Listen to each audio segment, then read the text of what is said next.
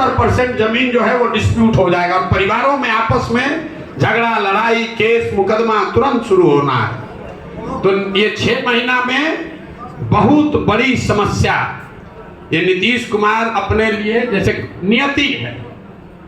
नियति है, जाते जाते ऐसा गलती करा देगा कि समाज झाड़ू मार कर बाहर भगाएगा।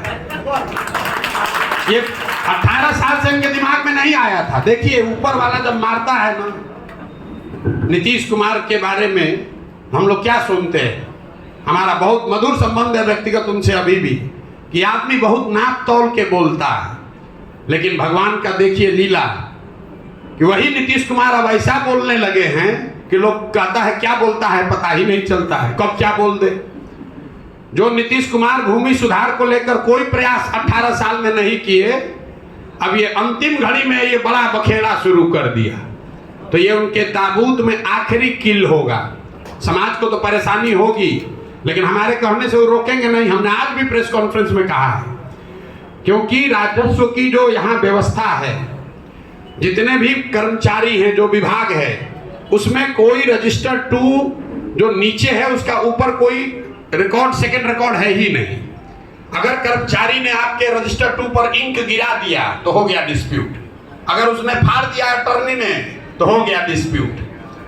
तो बिहार में लैंड रिफॉर्म के लिए जब तक जो अंग्रेजों ने पहली बार मापी कराई थी उससे शुरुआत करनी पड़ेगी, तब जाकर ये जमीन का मामला सुलटेगा। और ये कम से कम 3 से 5 साल का प्रयास होना चाहिए।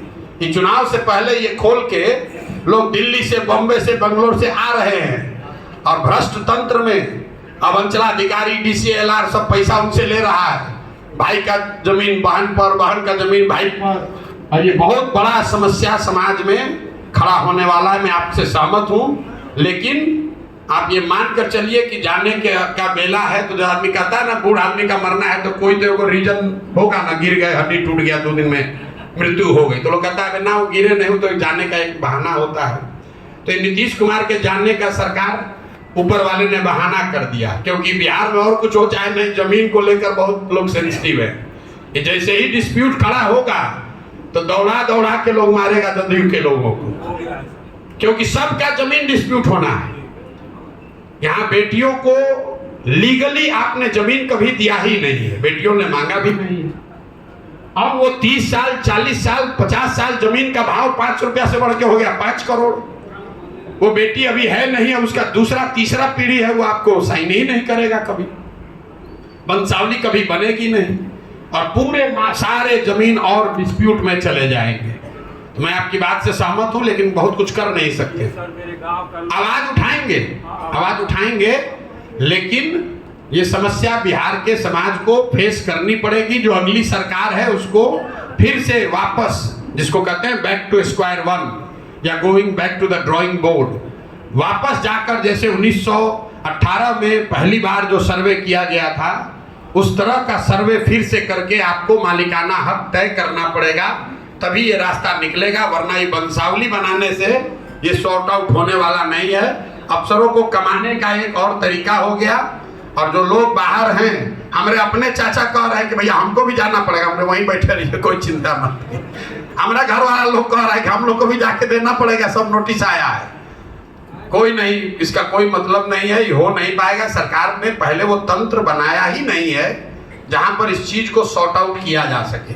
ये वंशावली बनाने का पहले अधिकार सरपंच लोग को दिया था, वहां लूटपाट शुरू हुआ तो सरपंच से हटाकर अफसरों को दिया, उसमें और लूटपाट शुरू हो गया तो कहा आप नया सर्वे ही करेंगे। ये आपको है कैंसर और आप चाहते हैं कि एंटीबायोटिक खाकर उसको ठीक कर दें। ये कैंसर है, इसका पूरा इलाज होना चाहिए बिहार में। भूमि सुधार जब तक आप ग्राउंड जीरो से शुरू नहीं करेंगे तब तक यहाँ पर स्थिति सुधरने वाली नहीं है।